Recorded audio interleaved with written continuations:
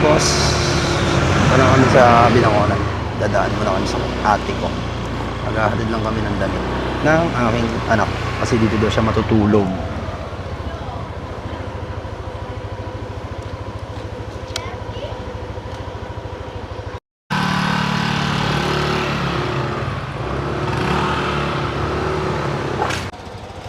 Dito daw matulog kay asunduin na rin sana namin mamaya.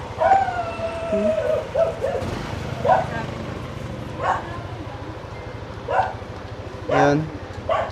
Yun nga pala yung ate ko. Yun. Te, hi ka sa camera, te.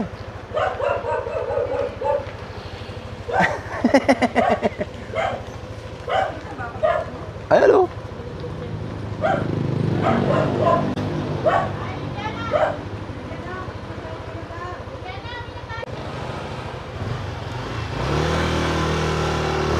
Mga alas 8 daw ng umaga bukas.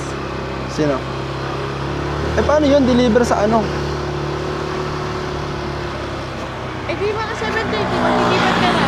Lahat na sa Pilipinas.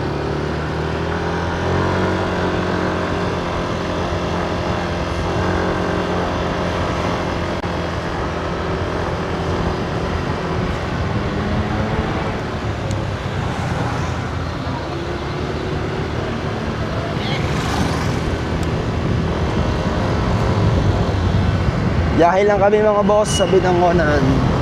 Ha? Wala, nagbablog ako. Mga boss, malapit na matapos yung kalsada rito sa lugar namin. Unti na lang at magiging okay na ang daan. Ang lambot ng shock na natin.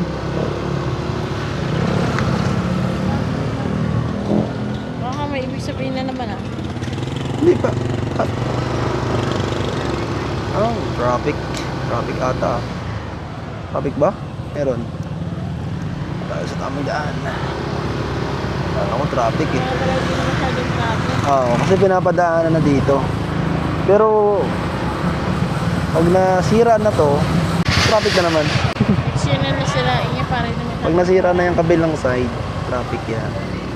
Pero at least matatapos na. Buo na yan, buo.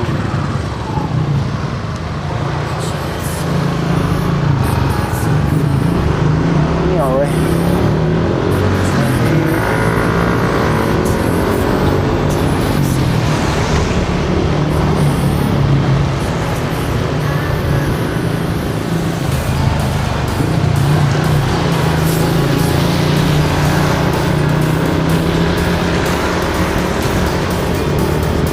Natin kung okay ba tong super night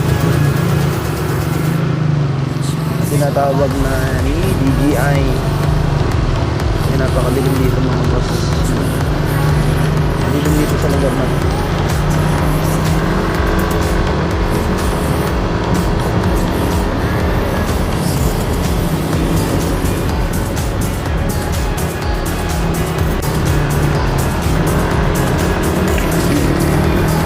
Kita pa rin, no? Kita pa rin, no? Liwanag. No? Kita pa rin tayo. Okay, ang ganda ng ginawa ng DJI.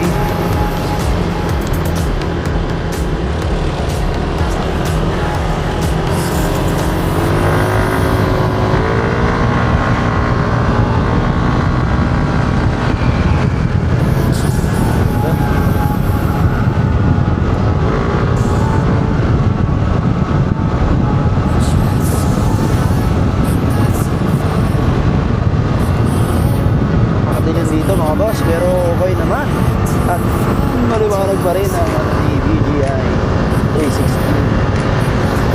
Kaya nasabi ko at KBS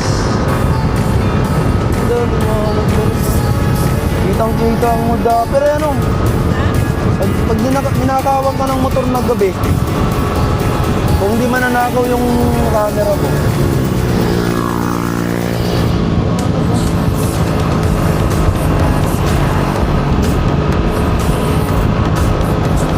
kita pa rin mukha ni Commander.